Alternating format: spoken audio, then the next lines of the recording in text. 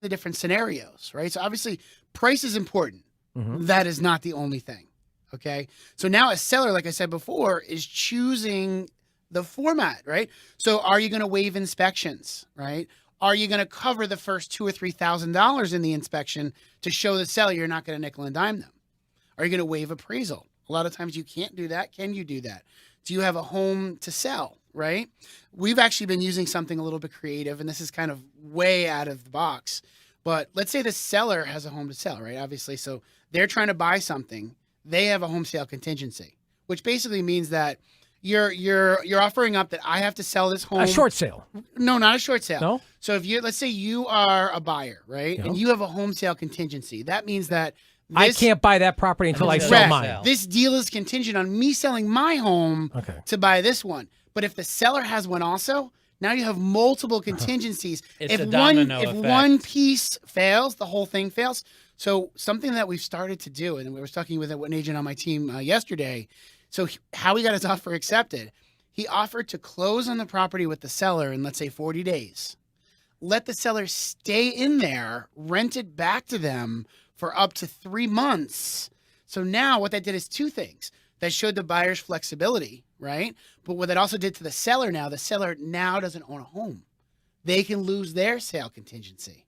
And now when they enter the buyer's market, they're higher in the chain. They don't have a home to sell. That's a huge advantage. So these are these really creative things that we're doing.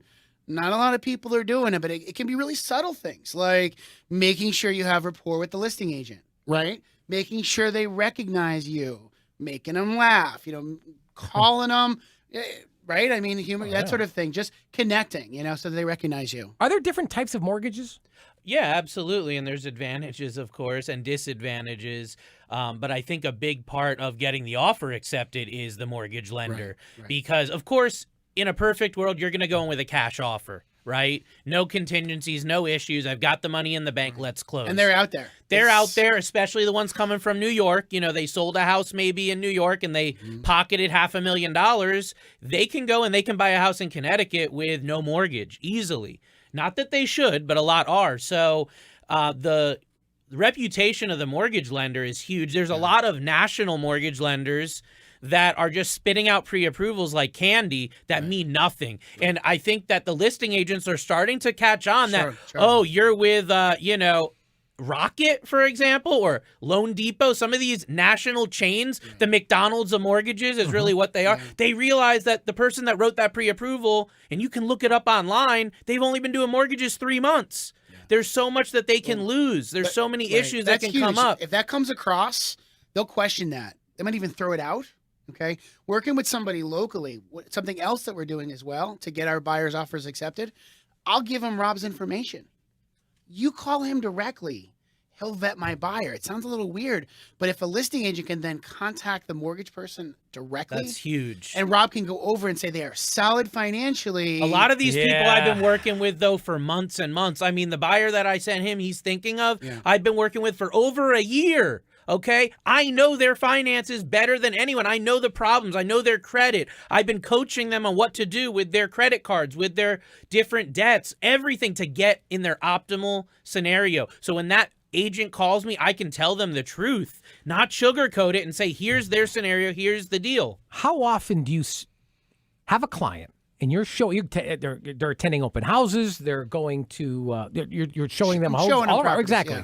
Only to find out that you don't even know if they're even qualified for this home. Right. You could realistically be wasting not only their time, but your own time. So that's amateur, by the way.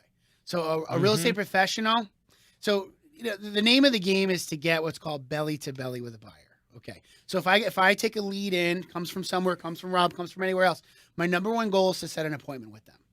I want to meet them and show them a property within 24 hours.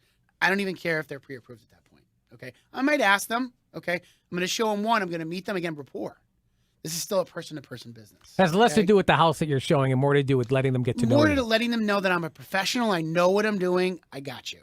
Okay. You got somebody. But I'm not showing them any more properties until somebody like Rob. And it's not just a phone call. That's what a lot of people will do is a phone call, but they have to turn in the paperwork to Rob. So I'm not showing them properties unless they are officially pre-approved And I tell them that's one of the things. Oh, I want to just go look at it. I'll do the pre-approval later. Guess what? The market is moving incredibly fast. You find a property you're going to want, you're not going to have time.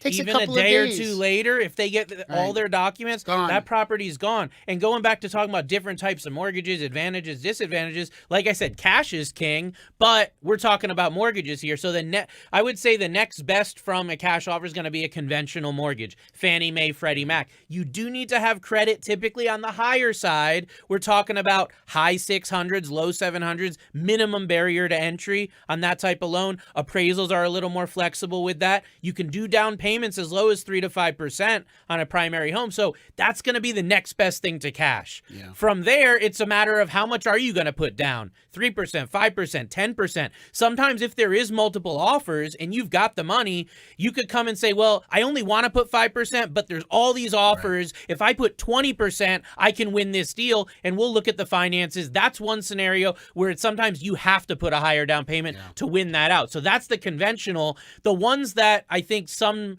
real estate professionals don't like to see, which is really just myths like we talked about in the myth episode here a few weeks back. It really comes down to FHA loans, which are more flexible when it comes to credit, more flexible when it comes to income, but there are special issues that need to be addressed on an appraisal. It's a federally backed loan through the Federal Housing Administration. The appraisals are a little more strict. So sometimes if there's a few offers and you're FHA, they might not want your offer because they've got to fix the chipping paint. They have to fix the, the safety issues as far as handrails and things like that. So that can affect it. Now, the other one is VA loans for veterans. In my humble opinion, the number one best mortgage you can get is a VA loan.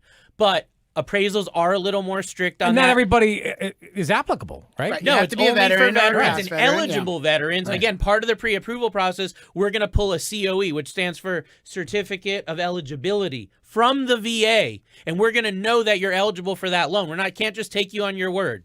Folks, you're listening to Mortgage Matters with Rob Weinberg. Special guest from Real Estate is Jerry Zolobkowski. Did I get that right? You got that good. Most people call me Jerry Z, Jerry Z. You nailed it, Gary. That's impressive. Jerry, thank you very much. I've been trying all morning. From the name of the real estate company, is it Rovithis? Rovithis Realty, yes. Yeah. Yes. So that's named after the broker. He's been at it for, I think, 15 years at this point. It's sort of what we call not a craft. We're not a big brand, okay? So, yep. You mentioned something earlier about amateur hour, and you can tell when someone's really been doing this for a year, and it's only a part-time even at that. But why? Why should I go? What difference does it make to a person who's, well, I don't know, I could save a percentage point. You're going to charge me 6%, they're going to charge me 4%. Right. Well, it comes down to experience, right? So, if we're talking percent, right, listing versus buy, right? So if I'm on the buy side, the seller pays my commission, right? So my client doesn't pay me anything, right?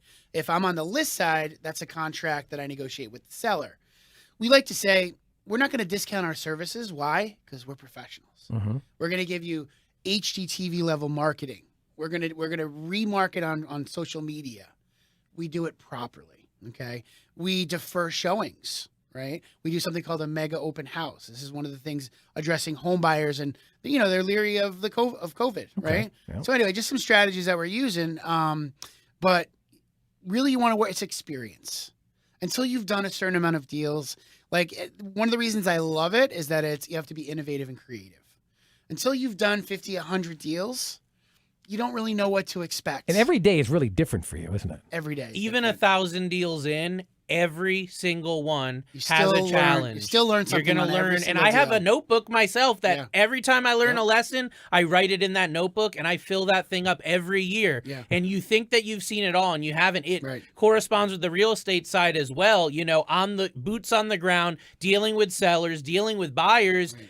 The more experience you have, the easier it's going to be, the more stress-free it's going to be. Right. And I would tell you, ask buyers or sellers that use the discount agent, that use the amateur agent that was referred by their brother's cousin's uncle's sister, and ask them if they would pay an extra percentage point to have a stress-free process, to have a real pro involved. Or a team. Exactly. Exactly. All these people on their side.